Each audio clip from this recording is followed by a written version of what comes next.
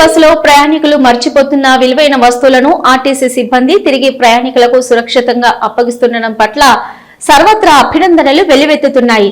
సిద్దిపేట జిల్లా హుస్నాబాద్కు చెందిన RTC bus Huzurabad నుంచి హుస్నాబాద్కు వెళ్తున్న క్రమంలో మార్గం మధ్యలో సైదాపూర్కు కుమ్మరి విజయ్ అనే ప్రయాణికుడు బ్యాగ్తో సహా బస్సు ఎక్కాడు.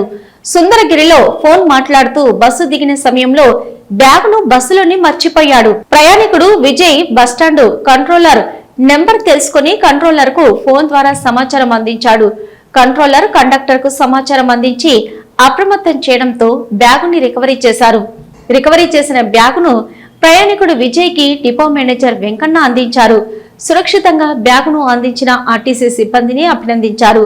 ఆర్టీసీ బస్సులో ప్రయాణికులను గమ్యస్థానానికి సురక్షితంగా చేరవేయడంతో పాటు బస్సులో మర్చిపోయిన వారి వస్తువులను కూడా సురక్షితంగా అందిస్తున్నామన్నారు.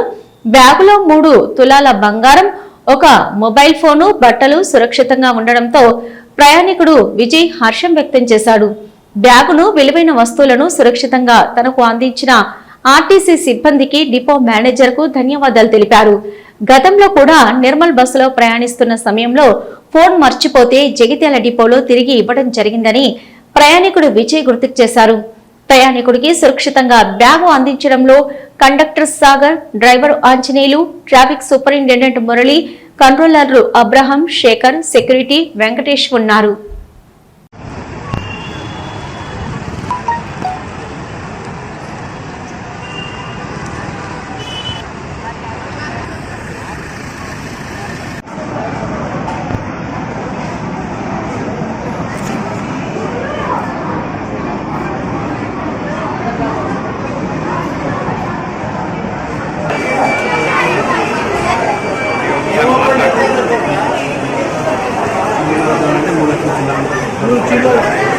మాట్లాడుకుంటూ బస్సు దిగినాడు సుందరగిరిలో. ఇంకా